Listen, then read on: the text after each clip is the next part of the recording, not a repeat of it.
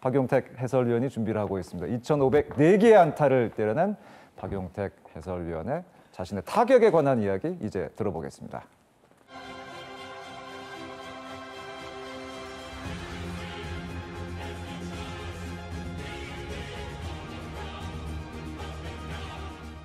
방망이를 오늘 들고 나오셨는데 어떤 의미가 있는 방망이입니까?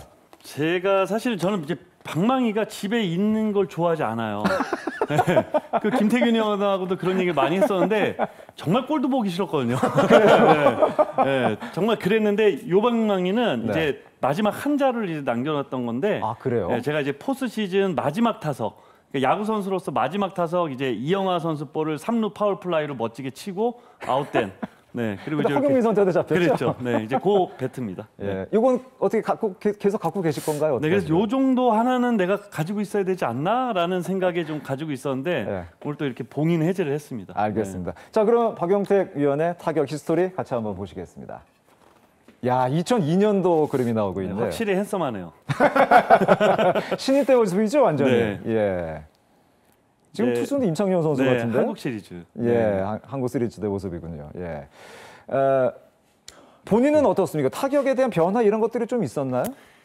저는 이 변화를 얘기하려면은 한 일주일, 2주일 걸릴 것 같아요. 아, 그렇게 많은 변화를 네, 줬었나요? 제가 이제 그 뭐 KBO 리그 가장 많은 타석에 들어갔던 타자인데 9,200 타석 정도 되는 네. 것 같은데 저는 타격폼을 얘기하자면 9,200번은 얘기해야 될 것 같아요. 아, 그래요? 네. 그럼 매번 매 타석마다 다른 대처를 했었다는 얘기가 되는 매 타석 건가요? 어쩌면 그 한 타석 안에서도 여러 가지 자세들이 좀 많이 나왔던 것 같아요.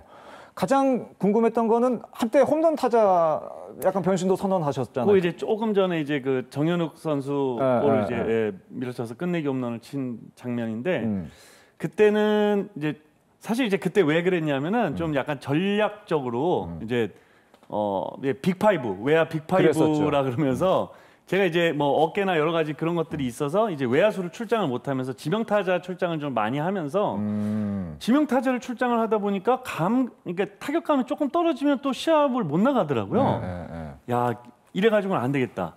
예, 그냥 언제든지 어떻게 하다가 한 방을 그래도 기대할 수 있는 타자가 돼야 좀 매일 경기를 나갈 수 있겠다라는 생각이 좀 많이 있었었어요. 알겠습니다. 네. 그럼 그 다양했던 고민들 네. 그 얘기를 타석으로 이동을 해서 한번 좀 들어보도록 하겠습니다. 아까 우리 앞선 두 분에게도 질문을 드렸습니다. 타석에서 위치 어떻게 잡는지부터 얘기를 시작하도록 하겠습니다. 저는 사실 타격 위치도 네. 아까 왜 장성호 의원이 어릴 때부터 몸쪽에 자신이 있었다. 그리고 이제 붙으면 몸쪽 공에 대한 그 스트라이크 라인이 좀 이렇게 딱 세워진다. 저는 반대로 그러니까 항상 좀 떨어지는 타자였고요. 아, 타석에도 네, 좀 떨어져, 항상 좀 많이 떨어지는. 보통 안 떨어질 때가 한 족장 정도를 떨어졌고요. 많이 떨어질 때는 가끔 2족장도 떨어졌어요. 네, 그래서 이럴 때는 이제 가끔 포수 이제 선배들이 왜 빨리 안 들어오냐고, 너 안 칠 거냐고. 타석에서 벗어난 줄 알고. 네, 정말 그 정도로 많이 정말 이 정도로 이렇게 떨어져서 친 적도 있었는데 네. 이제 그런 것들이 저는 이제 아까 반대로 저는 이제 좀 떨어져서 이쪽 어떤 바깥쪽에 대한 어떤 방향성을 갖고 들어가면 바깥쪽에 대한 그 스트라이크 존에 대한 이 라인들이 정확하게 딱 그려지더라고요. 네, 그래서 요 정도면 딱 볼이고 요 정도면 딱 스트라이크라는 그런 라인들이 다 그려지면서 저는 이제 반대로 어릴 때부터 바깥쪽은 항상 자신 있었는데 몸 쪽에 대한 부담감이 좀 있었던 것 같아요. 네, 그래서 이제 좀 그렇게 쳤었고 뭐 레그킥, 뭐 토탭 다 시도했었잖아요. 네, 뭐 예를 들어 뭐 지금 이제 미국의 이제 양대 뭐 어떤 타격 이론을 얘기하자면 뭐 테드 윌리엄스 마지막 사활타자 테드 윌리엄스의 이제 그 로테이셔널 타법, 네 이제 회전 타법, 이제 그리고 이제 찰리로라는 이제 대표적인 타격 코치가 얘기했던 이제 시프트 웨이트 시프트 이제 중심 이동 타법, 맞아요. 네 뭐 이제 이런 양대 약간 뭐 레이블이랑 뭐 그런 이제 그 이론들이 있는데. 네. 저는 그 모든 것들을 다 해본 것 같아요. 그래요? 네. 네. 그러다가 네. 이제 그러다가 2009년이죠. 이제 네. 2009년. 뭐 이제 왔다 갔다 하다가 2009년 이제 김용달 코치님을 만나면서 좀 이렇게 뒤통수를 몇 대 맞는 것 같은 느낌들의 말씀을 좀 많이 해주셨었어요. 어떤 얘기를 했었고 한번 그 타석에서 좀 보여주시죠. 우선 첫 번째로는 저한테 너 왜 그렇게 맨날 폼 잡고 치냐는 거예요. 왜 방망이 길게 잡고 왜 막 이렇게 다리 들고 왜 이렇게 있는 힘껏 치려고 그러고 왜 이렇게 서가지고 치고 이러냐고 물어보시더라고요. 그래서 거기에 대해서 딱히 답을 못하고 그냥 잘 치고 싶으니까 그렇게 친다. 방망이도 짧게 잡아라. 그러면서 저한테 했던 얘기가 멋있게 치는 게 멋있는 타자가 아니고 좋은 결과 내서 잘 치는 타자가 멋있는 타자다. 이제 그러면서 정말 볼품 없는 타격폼으로 조금씩 변하기 시작했어요. 어떤 스텝도 이제 김태균 선수처럼 완전 이제 노 스텝은 아니지만 저는 거의 이제 토탭인데 토탭도 거의 뭐 살짝 이렇게 타이밍만 맞는 느낌으로 들어갔다가 여기서 이제 한번 굴르고 이제 치는 이제 타격을 했었고 이제 그런 것들이 뒤통수를 맞았었고요. 그다음에 이제 가장 이제 조금 한 2년 동안 좀 많이 싸웠던 게 있는데 타격 코치님하고 어릴 때 우리가 배울 때는 앞에 벽을 만들어라. 네, 이게 다 막혀 있어야 되고, 네. 그다음에 뭐 헤드가 빨리 나와야 되고 이런 얘기를 했는데 코치님이 갑자기 앞에 막혀가지고 어떻게 턴을 하니? 자, 손을 가장 마지막에 쓰는 거야. 그리고 자 나가면 밑에부터 돌려. 하체부터. 무릎, 골반이 틀어져야 이게 이제 꼬임이 생겨. 그 다음에 상체 턴해. 그럼 어디까지 나와? 여기까지 나오지. 여기서는 그냥 손은 탕 하고 컨택만 하면 끝나. 처음에 이걸 이해를 할 수가 없죠. 네. 지금도 만약에 제가 이런 얘기를 하면 사실 이게 무슨 얘기지 하는 분들이 너무너무 많이 있어요. 뭐 야구 정말 잘했던 분들도 마찬가지고 이런 거에 대해서 좀 뒤통수를 맞은 것들이 있는데 그게 한 2년 정도 그렇게 싸웠고 이제 2009년에 이제 좀 코치님이 저한테 미안하다. 2년 동안 내가 너무 고생만 시킨 것 같고 너를 이해를 못 시켰다. 너 편하게 치고 싶은 대로 쳐. 실제로 2009년 시즌을 딱 들어갔는데 제가 그때 이제 3할 7푼 1리를 쳤던 해인데 평균 타율이 2할 7푼 9리였어요. 그때까지. 근데 3할 7푼 2리를 쳤으니까 정말 미친 듯이 공이 그냥 앞에다 쓰더라고요. 네. 그래서 내가 어떻게 내가 이렇게 지금 그러니까 스스로 너무 놀래니까 그런 거 이제 영상들을 봤는데 그 동작들이 만들어지고 있더라고요. 어떤 동작인지 한번 지금 잠깐 좀 더 보여줄 수 있나요? 예를 들어 예전에 이렇게 막아서 이렇게 손 먼저 빼고 이런 느낌이 됐다면 그때는 이렇게 들어가서 이거부터가 이렇게 벌써 오픈이 되는 거예요. 네. 그리고 밑에서부터 돌고 밑에서부터 돌아서 그 다음에 빵 하고 이제 그냥 이렇게 컨택이 되는 거죠. 그러다 보니까 이 면이 엄청나게 많이 생기더라고요. 그 아까 말씀하실 때 오히려 나는 몸쪽이 좀 더 어려웠다고 했는데 몸쪽 공에 대한 그 약점도 좀 커버가 되던가요? 어떻게 됐습니까? 그냥 몸쪽과 바깥쪽이 어떤 의미가 있지 않더라고요. 아하. 네. 네. 제가 그냥 당겨치고 싶으면 조금 그냥 편하게 손을 좀 쓰면 그냥 각이 이렇게 나오면 이쪽으로 가는 거고 몸쪽, 바깥쪽 아무 상관없었어요. 큰 의미가 네. 있지 않았다. 저쪽으로 치고 싶으면 헤드만 남겨놓으면 몸쪽, 바깥쪽 아무 상관없었어요. 근데 이제 저는 이제 그때부터 나는 홈런 타자가 아니야라는 걸 이제 확실하게 정하고 들어갔어요. 근데 저도 궁금했던 게 지금 네. 아까 말씀하신 거는 정확하게 맞출 수는 있겠지만 네네. 장타에 대한 힘을 싣기는 약간 좀 어렵지 않을까라는 생각이 들었는데 그 부분은 어떻게 정리를 했습니까? 아예 마음을 비웠어요. 그냥 전혀 비워버렸어요. 홈런에 대한 생각은 아예 전혀 하지 않았다. 나는 1년에 홈런 한 개도 못 쳐도 돼. 대신에 정말 4를 칠 수 있는 방법이 없을까?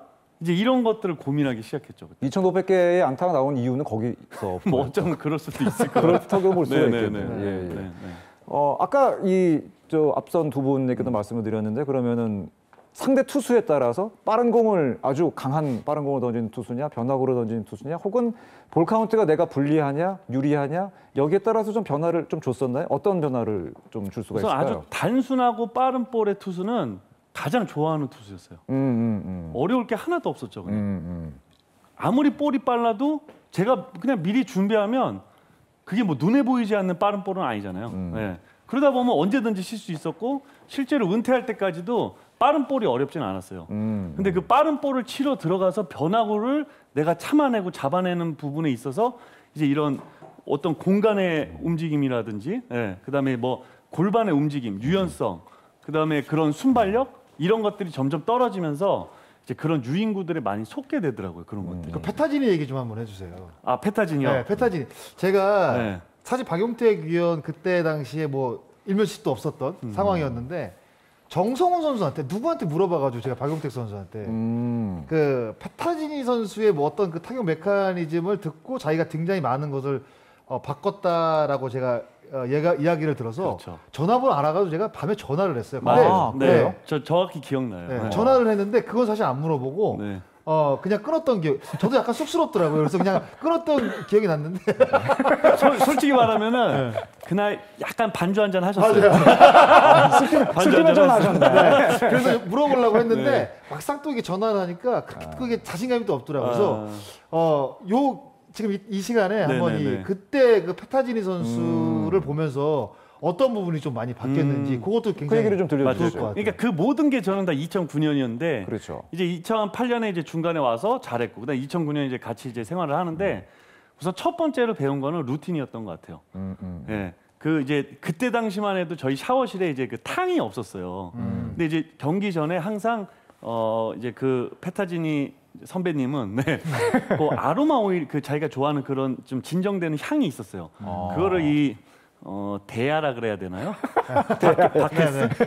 대야. 그거에다가 이렇게 타요. 그거를 그다음에 그거를 한번 머리에 이렇게 쫙 끼얹어요. 네. 아 진짜. 그리고 나서 그 온몸에 이제 그 향이 좀 퍼지게. 그리고 이제 항상 쉬는 시간에는 어떤 성경책을 읽으면서 자기만의 의식이 네네네. 있네. 그러면서 이게 눈을 좀 감고 또 눈의 피로도 좀 풀고. 그러니까 항상 몸을 풀 때도 똑같아요. 하나, 둘, 셋. 그러니까 어이구. 죄송합니다.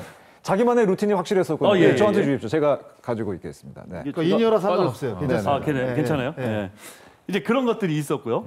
뭐 이제 여러 가지 있었지만 이제 타격 부분에 있어서 메커니즘적인 부분에 있어서 메카닉 부분에 있어서 이제 그런 얘기를 했어요. 그 선배님이 먼저 왜 한국 타자들은 왜 볼인데 막 그런 거를 이렇게 따라가고 저렇게 따라가고 치냐는 거예요. 왜 타격 폼에 변화를 주냐는 거예요. 그래서 그러면 낮은 볼도 있고 높은 볼도 있고 뭐 몸쪽도 있고 바깥쪽도 있는데 그러면 이제 페타진이 이제 뭐 영어에서는 존댓말이 없죠. 그러니까 너는 어떻게 치니? 물어보니까 자 스트라이크 존은 사실 낮아도 요 정도고, 네 높아도 요 정도인데 왜 이거를 뭐 이렇게 치고 이렇게 치냐는 거예요. 그냥 항상 이렇게 치고 그냥 이렇게 치면 되는 거고 몸쪽 바깥쪽 똑같다는 거예요. 그냥 이렇게 돌면 되고 이렇게 돌면 되지 스트라이크 존이 이만하지 않다는 거죠. 네. 그래서 페타지니는 가끔 유인구에 속아도 우리는 보통 속는다 하면서 그걸 또 따라가려고 하잖아요. 똑같이 페타지는 똑같이 만약에 떨어지는 볼 속아도 그냥 공은 저기 떨어져도 그냥 이렇게 돌려요. 네. 그러다 보니까 그 자신만의 스트라이크 존이 생기고 그 스트라이크 존에 대한 것도 배웠는데 그건 이제 김용대 코치님도 그런 얘기를 많이 하셨는데 저는 이제 그 그림을 그리지 않았고 이제 항상 이 손을 보는 거는 다 마찬가지인 것 같아요. 손을 보는데 손에서 이 굴뚝 같은 이런 라인을 그려요. 가상의 라인을. 그래서 그게 이제 김태균 의원하고 좀 비슷한 것 같은데 그러면서 그 가상의 라인을 그려서 이렇게 들어갔을 때 그 라인에서 빠지면 볼인 거고, 예. 그냥 그 라인 안에 계속 있으면 그냥 칠 볼인 거죠. 근데 이제 뭐 좋은 유인구 같은 경우엔 그만큼 이제 일본의 뭐 이런 그런 좋은 투수들 똑같이 오다가 이제 내가 판단할 수 없는 타석 이제 배트 박스에서 한 5, 6m 앞에서 변화가 되면 그건 이제 제가 어떤 제어를 할 수 없으니까 그냥 그건 속는 거고 그러니까 그렇게 인정을 해야 된다. 뭐 이제 그런 얘기도 했었고 그다음에 스트라이크 존을 투 스트라이크 이후에는 왜 이렇게 투 스트라이크 이후에 여기저기 따라다니냐고. 투 스트라이크 이후에는 더 조그맣게 봐라. 여기 그건 저하고 비슷하네요. 네. 그게 이제 공 잘 보는 사람들이 거의 그렇게 보더라고요. 넓게 보면 넓게 볼수록 유인구에 더 당할 수밖에 없다. 그리고 투 스트라이크 먹고 그렇게 좋은 공을 던지는데 그걸 왜 네가 이기면 반칙 아니냐. 그거는 투수가 이겨야 되는 거지. 그런 거는 인정하고 나와라. 이제 뭐 이런 것들을 많이 배우면서 야 정말 그러니까 메카닉적으로는 김용대 코치님한테 진짜 내가 이때까지 알았던 걸 반대로 알았고 그다음에 그런 야구 이제 투수랑 싸우는 부분에 있어서는 페타지니한테 정말 와 이렇게 생각을 해야 되는구나 이런 것들을 좀 많이 배웠던 것 같아요.